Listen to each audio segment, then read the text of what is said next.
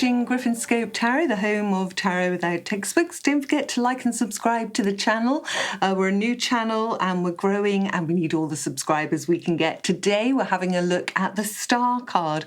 For me, this is one of the most positive cards in the deck that you can get. Now I've got an array of stars in front of me. This one's from the Rider-Waite. This one from the Curious Cats, this one's from the Crow, and this one from the Toth deck. This is one of my personal favourites. I've actually sprinkled them all in some silver stardust as well. Notice we've got the sigmoid curve, that S shape, one of the most beautiful shapes that you can get. And notice how everything is in alignment completely. When I look at this one, I always feel like I'm reminded that we are all made of stardust, aren't we, in the end? This is a very, very lucky card. So it's a time when you feel optimistic. If you were looking to a health reading, this would be fantastic to get. Everything's aligned, you're on the right track, things are going to go well. So spiritual matters would certainly bode well. A lot of people would read this star card as the figure being a guardian angel or a guide, this kind of thing. It's almost for me like the person that you're reading for is like the conduit, the middle bit between the spiritual world and the physical world that we all live in. There's a kind of a communication, a connect with that.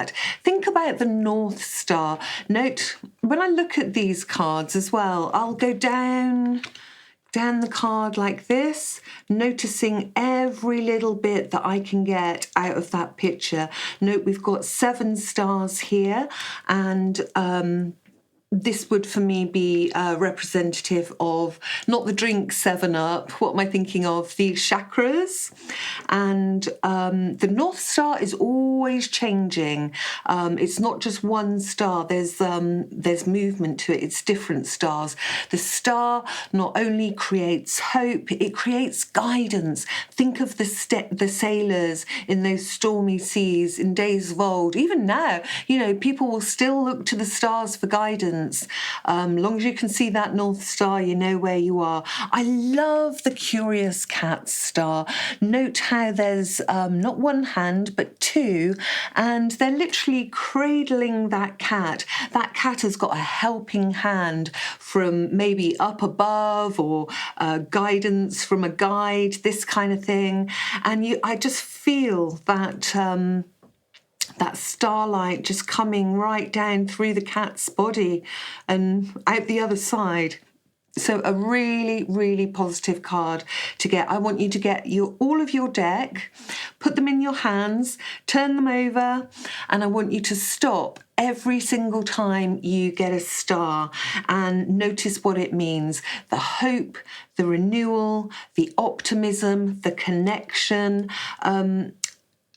the path for me, the connection in the star is an inward path, an inward connection to ourselves. There's a whole universe going on inside each and every one of us, and it's up to us, isn't it, to kind of get in touch with that. Don't know if any of you ever have come across it's not a game, it's kind of a psychological perspective of looking at things, and it's called constellations. And when you think of families or groups, for instance, and perhaps one person leaves that group, or perhaps one family member dies, crosses over, and then the constellations, the formulation of how that family operates or that group changes. Perhaps if you remove one bully, another bully moves up to take its place. You move away one star, somebody else will shine and bloom. So this can be a time when perhaps it is a good time when you can be seen in a love reading, Be in a place where you can be seen by a potential suitor. This could be lucky for you. I've noticed upside down inverted stars can be when somebody's very frightened or fearful of the spotlight. When the attention is all on them, they will shy away. There's always more actually going on in the shadows, I always think, than in the actual spotlight and what we can see in and of itself. Notice with the star and the crow deck. Now, when I pull the card down, so notice it first of all, and then we're going to really look at it. So I pull this card down and the star's revealed, and it almost looks like this crow is standing in a waterfall. Water is very, very much connected to this card. It is the card of Aquarius. We will go through easy ways and tips of how you can learn the different star signs that go with the different court cards, pip cards, major cards. Oh yes, they're all there. But we've got plenty of time, and be patient. Like I said, when you're learning, we're building it up step by step. It's only 10 minutes a day to listen, and then maybe 10 minutes, half an hour to have a go or a practice. The main thing is that you make it fun. So yeah, the pool of water in the star card, it's not in every star card, but it's in quite a few, will be representing the unconscious self. So when we dip into things like astrology and our dreams, we're literally can be pulling from that pool of our unconscious self where everything kind of resides and comes up and grows from and is made aware. Very special card, the star. Now, all sorts of different symbols are going to go with it. Try and make your own meanings and your own life experiences go into the card so that you get it at a core organic level. When was the last time you felt like the star? When was the last time you really felt like you were on the right track? Or perhaps you were really connected to your intuitive side. I've noticed for me as well, things like natural therapies and natural medicines can be highlighted. Things like Bach flower remedy, as with the Ace of Pentacles, and things like yoga, anything that's natural that gets you on the path.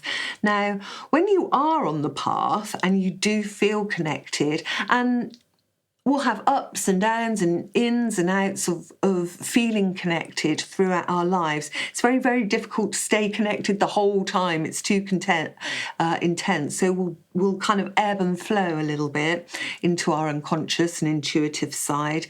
And it's just being open to it, seeing it, feeling it, knowing it, grabbing it when you're having that special moment.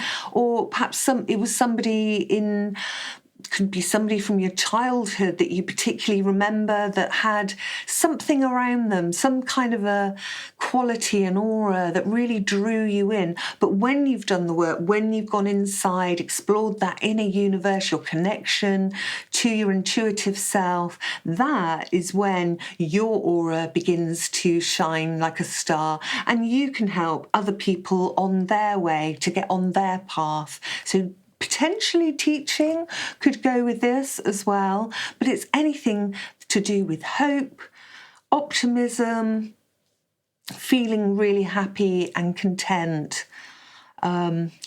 Positive with this one. So and notice as well the different kinds of stars that you can get. Like I said, you've got the North Star, you've got the Morning Star, the brightest star, you've got the Dark Star, the polar opposite of the North Star. Some say it's like a black hole. Do your research, I'm not sure.